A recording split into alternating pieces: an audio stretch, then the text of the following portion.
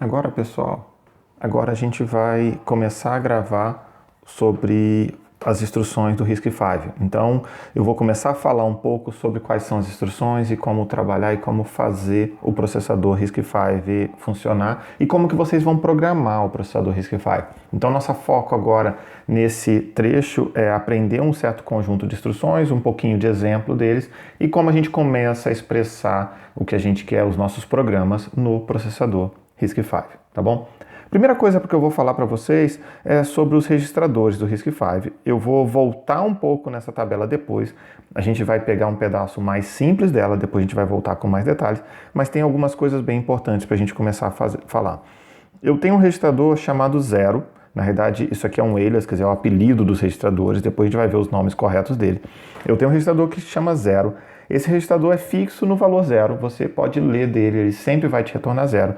E você pode escrever nele, não vai adiantar nada, porque ele vai continuar com o valor zero. Então você tem um registrador zero, que ele vai ter sempre o valor zero. Poxa, mas por que você precisa disso? Você precisa disso porque em certas instruções você quer colocar o valor zero, ou você quer executar alguma instrução e não quer guardar em lugar nenhum, você manda guardar no zero, que você sabe que ele não vai ser alterado. Então esse é um cenário para lá. Nós temos registradores de T0 até T6, então T0, T1, T2 até T6, que são registradores com valores temporários. Então tem valores temporários, eu vou colocar nesses registradores. Eu tenho os registradores S0, S1 até S11, que são chamados de valores salvos. A gente não vai falar tanto deles aqui agora, saibam que existem esses 12 registradores. E a gente tem o A0, A1 até o A7, que são para a gente passar parâmetros de uma função. Então, quando eu chamar uma função, eu coloco o primeiro valor no registrador A0, o segundo no A1, o terceiro no A2 e assim sucessivamente. Que a gente também não vai usar tanto nesse primeiro pedaço da disciplina, a gente vai usar daqui a pouquinho, mas nessa primeira aula a gente não vai usar tanto. Então, nesse momento aqui, o que é relevante para a gente são os T's. A gente vai usar a atividade de agora dessa aula toda em cima dos T's, que são os valores temporários, tá bom? Além disso, a gente tem o endereço de retorno de função e nós temos o apontador de pilha. Então, nós temos o RA e o SP. Aqui tem outros três que são em cinzas: GP, apontador global, TP, apontador de thread. Então, isso aqui serve para você ter variáveis globais ou variáveis de thread. Você começa a colocar lá. A gente não vai entrar muito em detalhe aqui agora, tá? E nós temos o PC, que é o contador de programa, é o mesmo PC que vocês já usaram lá para trás. A diferença aqui é que ele vai ser mais implícito, você não tem tanto acesso a ele, certo? Mas isso aí ele funciona de forma muito similar do que a gente tinha visto anteriormente, tá bom? Bom, avançando aqui um pouco, o que nós temos? Formatos básicos das instruções. As instruções nossas têm esse formato mnemônico, quer dizer, o nome da instrução. Tipicamente, ela vai ter um RD, um RS1, RS2. O que significa isso? Significa que eu posso ter uma instrução como add S0, S1, S2, add S0, T1, T5. Eu posso fazer qualquer outra coisa. E, especificamente, essa instrução de add S0, S1, S2, o significado dela é S0 é igual S1, add S2. Então, quando eu tiver uma instrução nesse formato aqui, é isso que eu estou fazendo. O add é a operação de soma, então o que a gente está falando é que S0 é igual S1 mais S2. Tudo bem? Ok, pessoal? Então, esse é o contexto que a gente tem. Eu tenho outros formatos. Eu posso precisar de uma instrução que tenha um valor imediato, então a gente vai usar mnemônico, RD, RS1 e imediato. Por exemplo, add S0, S1 e 9. Então, nesse caso aqui, o que significa isso? Significa que S0 é igual a S1 mais 9. Tudo bem? E eu tenho uma outra que é o mnemônico com um registrador de destino e o imediato. Então, para dar um exemplo aqui, esse LUI, S0 e 9. Esse caso aqui, a gente tem a operação, o S0 vai ser igual ao LUI 9. O que significa isso aqui? A gente vai ver depois, mas ele vai colocar o 9 nos bits superiores dessa instrução. Ele não vai colocar nos bits inferiores, que é o que a gente está acostumado a fazer. Tudo bem? Então, assim, nós vamos trabalhar primeiro com esses três formatos, depois, quando aparecer os outros formatos, a gente vai falar sobre eles, mas pragmaticamente a gente vai trabalhar muito mais com os dois primeiros do que com esse terceiro, e a gente vai entrar um pouquinho mais de detalhes nisso mais para frente. Então agora nós estamos prontos, vamos começar a ver algumas instruções do nosso processador. As primeiras instruções, elas são bem básicas e bem comuns e a gente já espera elas. Então vamos falar um pouquinho sobre elas. Instruções aritméticas, quer dizer, eu tenho uma instrução que faz soma, meu processador tem uma instrução que sabe fazer uma soma, ele tem uma instrução que sabe fazer subtração. Tá? E nós temos uma variação aqui no caso, certo? Nós temos uma variação nesse caso aqui que eu tenho a oportunidade de fazer uma soma com imediato também. Tá? Então, o que significa isso? Significa que eu sei fazer soma de dois números inteiros que estão em registradores, eu consigo fazer subtração de dois números inteiros que estão em registradores, e eu consigo fazer a soma de um registrador mais um imediato. Lembrando aqui uma característica muito importante dos nossos processadores, a gente chama esses processadores de arquitetura load store. O que significa? Que eu só consigo fazer operações em cima de registradores. Nós temos, relembrando lá, 32 registradores. Certo? Então, dos 32 registradores, o que a gente vai fazer? A gente só vai fazer operações em cima deles. Se eu quiser fazer a operação com algum valor que está na memória, eu trago da memória para dentro do registrador, opero em cima do registrador e guardo de novo na memória, se a gente achar que é relevante nesse momento. Tá? Então, avançando um pouquinho para pegar uns exemplos, então se a gente quiser fazer x igual a y mais z, basta fazer um add do T0, que eu estou supondo que é o x nesse momento, o T1, que eu estou supondo que é o y, e o T2, que eu estou supondo que é o z. Então, de alguma forma, o x foi parar no T0, o y no T1 e o z no T2.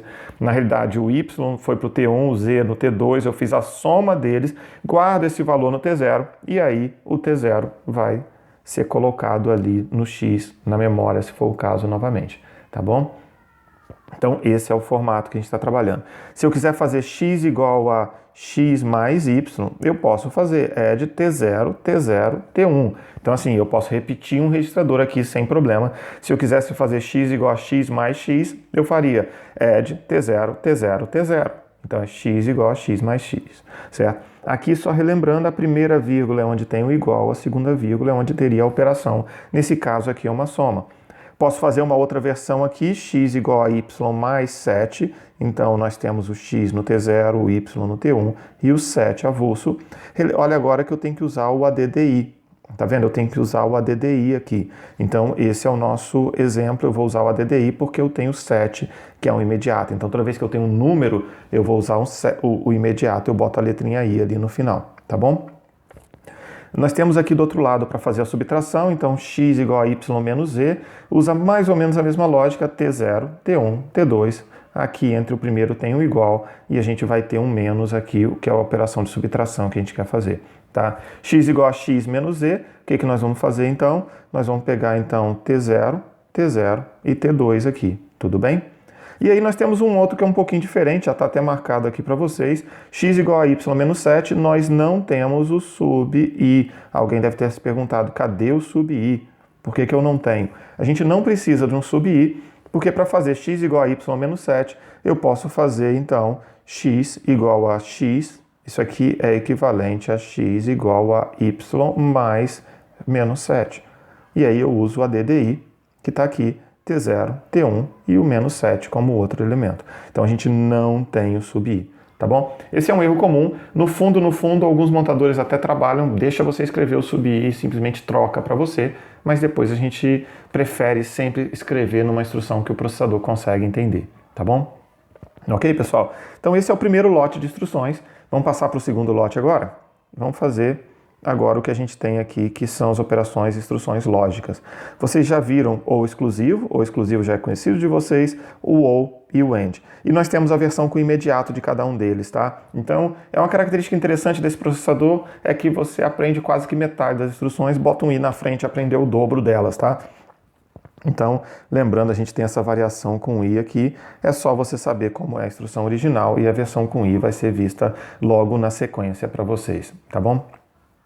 Bom, dando exemplos aqui para vocês, x igual a y and z, então eu tenho x, e eu vou ter o z aqui, y e z, e o que nós estamos falando na realidade é que eu tenho um igual aqui nesse canto, e eu tenho a nossa operação, que é o nosso e, bit a bit com o outro. O que significa um e bit a bit? Significa que o z tem 32 bits, certo? O z tem 32 bits, assim como o y, e a gente vai pegar todos os 32 bits deles, e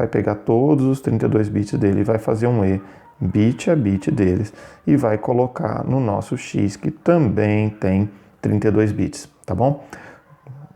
Pragmaticamente, a gente está falando que x bit 0 é igual y bit 0 and z bit 0. E vale também x bit 1 é igual a y bit 1 and z com bit 1. E assim sucessivamente. Então, estou fazendo bit a bit todos os z's. Eu faço 32 z's de um bit aqui, tá? A gente pode colocar, como eu já tinha mostrado, a gente pode fazer o x duas vezes.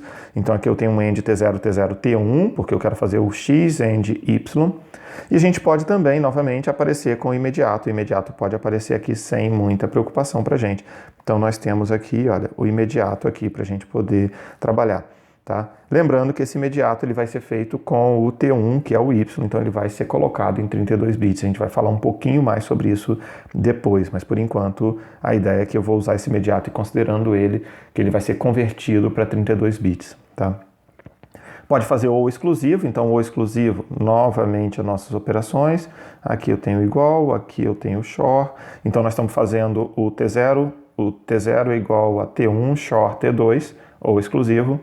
E novamente é bit a bit, nós temos a operação de OR também, então a gente pode fazer a operação de OR. Tá? Nós vamos fazer a operação de OR e nós podemos fazer também a de OR com o imediato. Eu posso fazer o XOR com o imediato, tá? Nós temos o XOR I com o imediato, que a gente pode fazer, por exemplo, T0, deixa eu pegar, eu vou usar o XOR nesse exemplo aqui, tá? Então XOR I, T0, T1, e 7. Então a gente pode fazer o exclusivo também com essa quantidade, que é o que a gente estava esperando aqui, tentando trabalhar um pouquinho com eles. Ok, pessoal? Então aqui a gente já tem um primeiro lote de instruções nossas. Vamos pegar mais algum pedacinho de instruções, mais um slide de instruções para fechar um pouco esse pedaço nosso. Próximas instruções de deslocamento. Essas instruções são um pouco mais novas para vocês. Alguns de vocês nunca viram instruções, o que faz uma instrução de deslocamento. Nós temos que é chamada de shift, left, right e o aritmético para direita. Então nós temos para a esquerda o deslocamento para a esquerda. O que significa isso? Para quem lembra de C, você pode fazer aquela operação x menor 2. Significa que eu estou deslocando todos os bits de x 2 bits para a esquerda. Tá? Eu posso fazer o para a direita, x maior 2, e eu posso fazer x maior 7, por exemplo, eu vou fazer o aritmético.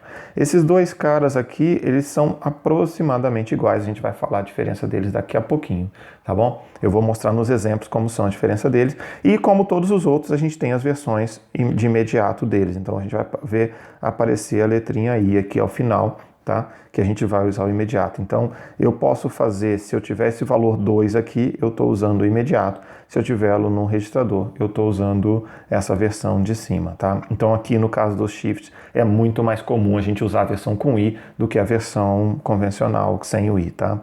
Ok? Então, para pegar alguns exemplos, a gente está começando com x igual a 2, y igual a 16 e z igual a menos 8, tá? Isso facilita um pouquinho para a gente ter uma noção. Eu vou tentar escrever isso aqui para a gente, tá? Então, x vai ter o valor 2. O que é o valor 2? É isso aqui. E um monte de zero aqui para a esquerda, tá? O y é o valor 16. O que significa isso? E eu não vou botar muitos zeros aqui, mas ele teria 32 bits, tá? Relembrando isso, tá? E o z é igual ao menos 8, só para a gente recapitular, eu vou fazer aqui no cantinho aqui embaixo, tá? O que é o 8? 8 é isso aqui, né? Esse é o 8. Então, se a gente quisesse colocar esse cara, para a gente colocar esse cara em complemento de 2, o que eu preciso fazer? Eu vou repetir os zeros, repete o primeiro 1 e inverte o resto. Então, esse é o nosso 8, certo? Então, eu vou pegar o z aqui, o z vai ser as reticências 1, 2, 3, 1, 2, 3, tá bom? Onde a resistência do z tem um monte de 1s aqui à esquerda. Tá? Então, esses são os valores. Deixa eu desenhar o y um pouquinho mais para a direita.